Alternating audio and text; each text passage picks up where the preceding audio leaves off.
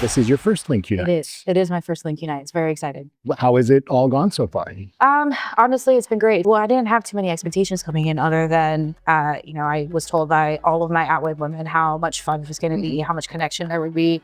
So I kind of came in with an open mind. And honestly, it's been just such a joy to meet so many women who are in the same space and care about what they do and just care about building community. You don't really find that everywhere professionally. Well, you joined Atwave at an interesting time because you guys have been growing like crazy. How, you're obviously as being part of the team, how do you help Amanda and Jeff kind of navigate that growth and keep the company culture and keep things, keep all the good things while you get bigger? Yeah, sure. So as operations, I think I'm really in a fun space that I can touch all of those parts of the business. So when I joined, I think I was maybe 14 or 15 people in. And now we're a team of 28. And so a lot of those folks that have come in, I've helped, reach out to, or we've screened together, or kind of giving them information throughout their interview process, onboarded them, and really helped introduce them to the Atwave culture and environment. So yeah, I think it's just being in those strategic conversations with them, really thinking about what do we want Atwave to look like in the next 5, 10, or 15 years.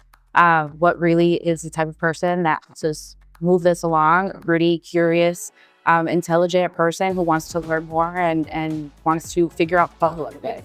How do you maintain that team culture with people not regularly, face to face? Yeah, and you definitely have to be intentional about building that culture when you are a hybrid split company. Slack, we're big fans of just kind of keeping those little traditions in our communication, weekly touch points with the team. Amanda and Jeff like having a lot of FaceTime, whether or not we're in office or not. So having those cross collaboration meetings with our teams, but also having folks come into Miami whenever they can, and just bringing folks into the fold. So what do you see, on the horizon, whether it's for Atwave or for the industry at large? We're in interesting times as always.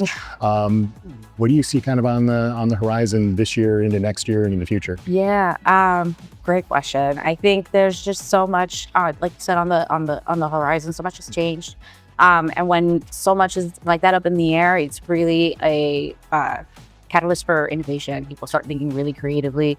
We've seen it a little bit with AI, of course.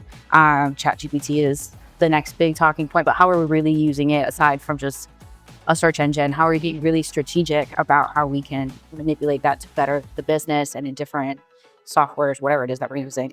What is the best advice that you've received so far in your career? And if you can think of anything, the worst advice?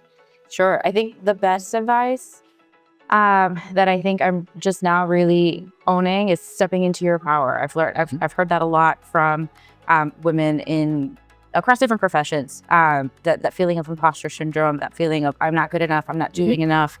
If I'm doing really well, that's just what I'm supposed to be doing. And experienced women have always told me you need to learn to step into what your power is, own that you are good at what you do. Not everybody does what you can do. I think one of the bad pieces of advice that I've received is to just kind of dig it out, even if you feel uncomfortable. Just push forward, everything's going to be fine. I think there's a difference between sitting in something that's uncomfortable because it's pushing you to be better versus sitting in something that's uncomfortable that is negatively affecting you mentally, emotionally, spiritually. Fantastic. I think that's the best answer to that one we got. Oh, good. So good. Awesome. That's it. Thank you so much. Thank you. That was great. And see, I